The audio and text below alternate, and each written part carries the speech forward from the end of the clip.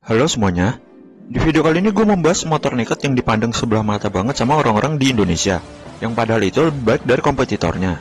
Motor yang akan gue bahas kali ini adalah Suzuki Thunder 125 atau yang disebut EN125 untuk pasar Inggris, Hong Kong, dan Tiongkok, serta Y125 untuk pasar Amerika Latin. Bagaimana spesifikasi dan contoh modifikasinya? Langsung lanjut ke pembahasan. Suzuki Thunder 125 pertama kali diperkenalkan pada tahun 2004 dan menjadi generasi pertama. Pada saat itu, Suzuki Thunder 125 hadir untuk menggantikan Suzuki Thunder 50 yang kurang laku di pasaran. Generasi pertama dari Suzuki Thunder 125 ini tidak menggunakan kickstarter yang cukup membuat kerepotan para penggunanya ketika aki motor sudah drop. Di bagian pereman depan, Thunder 125 series sudah menggunakan kaliper 2 piston yang ditemani disc brake dan untuk posisinya berada di sebelah kiri. Untuk ban depan menggunakan ban berukuran 80/90 yang ditemani oleh velg berukuran 18 inch model bintang. Tidak lupa ketinggalan di bagian suspensi depan yang menggunakan suspensi tipe teleskopik dengan ukuran diameter 30 mm. Di bagian lampu utama dan sen depan yang masih menggunakan tipe bohlam yang dapat di-upgrade menggunakan tipe LED. Untuk ban belakang dari Thunder 125 series berukuran 90/90 yang ditemani juga velg berukuran 18 inch. Tidak lupa di bagian pengereman belakang yang masih menggunakan tipe tromol. Untuk suspensi belakang dari Thunder 125 series yang menggunakan suspensi tipe dual shock breaker dengan ukuran 340 mm. Di bagian knalpot dari Thunder 125 series ada perbedaan di bagian bentuk silencer untuk generasi keempat. Panel instrumen dari Thunder 125 generasi pertama ini memiliki tampilan yang cukup klasik dan cukup lengkap.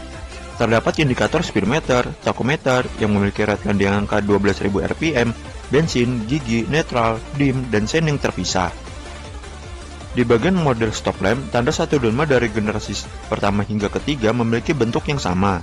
Sementara untuk lampu yang digunakan untuk stop lamp dan sen belakang masih menggunakan tipe bohlam yang dapat di-upgrade menggunakan tipe LED.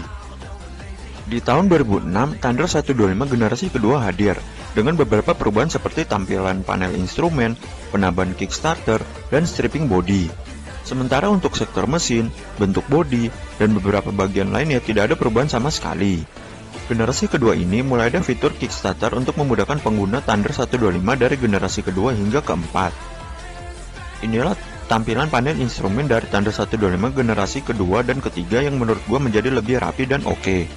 Terdapat indikator speedometer, odometer, tachometer yang up to 12.000 rpm, indikator bensin yang menyatu dengan tachometer, gigi, netral, sen yang terpisah, dan juga dim. Di tahun 2008, Thunder 125 generasi ketiga hadir dengan stripping body baru dan penambahan teknologi mesin juga yang bernama PAIR System. PAIR System merupakan singkatan dari Full Secondary Air System yang membuat Thunder 125 generasi ketiga ini menjadi ramah lingkungan tanpa mengorbankan tenaga mesin. Sementara untuk sektor mesin, bentuk bodi, dan beberapa bagian lainnya tidak ada perubahan sama sekali. Di tahun 2011, Suzuki mengeluarkan generasi keempat dari Thunder 125 dan menjadi generasi terakhir dari Thunder 125 di Indonesia yang berkode HAK. Thunder 125 generasi keempat ini mengalami perubahan yang cukup banyak dari bentuk bodi yang lebih racing, velg, penambahan balancer mesin, dan beberapa hal lainnya. Walaupun ukuran velg masih 18 inch, tetapi untuk modelnya mengalami perubahan yang lebih baik dibandingkan generasi pertama hingga ketiga. Di bagian stop lamp dan sen depan ataupun belakang juga mengalami pergantian bentuk yang lebih modern. Di bagian panel instrumen juga mengalami perubahan desain yang dipadukan digital dan analog. Terdapat indikator speedometer, odometer digital, tachometer yang memiliki rating up to 12.000 rpm, indikator bensin yang menyatu dengan tachometer, indikator gigi digital, netral, sen yang terpisah, dan juga dim. Sekarang kita bahas di bagian mesin Thunder 125 generasi pertama hingga ketiga. Menggunakan konfigurasi SOHC 4 tak, 2 klep dengan ukuran klep-in 25,5 mm dan X 23 mm, 1 silinder, berpendingin udara, transmisi manual 5 percepatan, sistem pengapian CDI, sistem pembakaran menggunakan karburator merek Mikuni tipe BS26 dengan ukuran spoiler PJ 12,5 dan MJ 110, bor 57 mm dan stroke 48,8 mm, dan menggunakan teknologi PAIR System untuk generasi ketiga. Dengan spesifikasi seperti itu, tenaga yang dapat dihasilkan dari mesin Thunder 125 generasi pertama hingga ketiga sebesar 11,5 horsepower di 9.000 rpm dan torsi sebesar 9,4 Nm di 7.500 rpm, kompresi mesin sebesar 9,2:1, dan kapasitas mesin sebesar 125 cc. Sekarang kita bahas mesin Thunder 125 generasi keempat. Mesin dari Thunder 125 generasi keempat hanya berbeda di bagian penggunaan engine balancer dan selain itu sama semua. Dengan spesifikasi seperti itu, tenaga yang dapat dihasilkan dari mesin Thunder 125 generasi keempat sebesar 11,2 horsepower di 9000 rpm dan torsi sebesar 9,4 Nm di 7500 rpm, kompresi mesin sebesar 10,5:1, dan kapasitas mesin sebesar 125 cc. Memang tenaga mesin dari Thunder 125 generasi keempat lebih kecil dibandingkan dengan generasi pertama hingga ketiga, tetapi dengan penambahan engine balancer bisa sangat membantu untuk minimalisir getaran pada mesin. Dan dengan adanya kompresi sebesar 10,5:1 juga membantu agar feel tenaga Thunder 125 generasi keempat atau HAK ini sama enaknya dengan Thunder 125 generasi pertama hingga ketiga.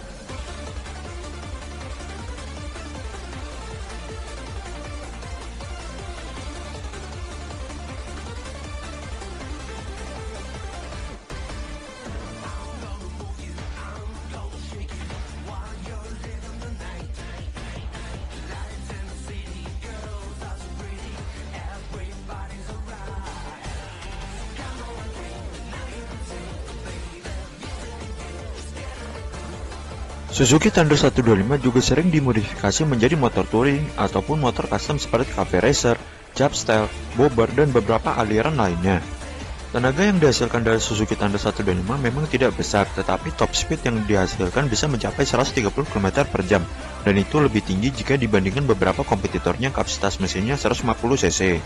Jika saja dari generasi pertama hingga keempat menggunakan velg berukuran 17 inch, beberapa penggunanya tidak kesulitan untuk mencari ban baru. Tangki bensin Suzuki Thunder 125 juga terbilang paling besar di kelasnya yang membuat bisa dipakai untuk jarak jauh dengan minim pengisian bensin. Jika ada orang yang bilang Suzuki Thunder 125 itu nekat ban, seharusnya orang itu juga bilang demikian ke Honda Wing 100, Honda S90, Honda CB100, Bajaj XCD 125 dan CT 110, serta beberapa motor Honda, Yamaha, Bajaj, dan lain-lain yang memiliki kapasitas mesin di bawah 150 cc. Cukup sekian video kali ini. Di akhir video, gue akan memberikan video top speed dan check sound knalpot racing dari Suzuki Thunder 125 series. Kalau ada pertanyaan, koreksi informasi, dan kredit contoh modifikasi, kalian bisa DM atau komen di kolom komentar. Kalau begitu, see you soon ya semuanya.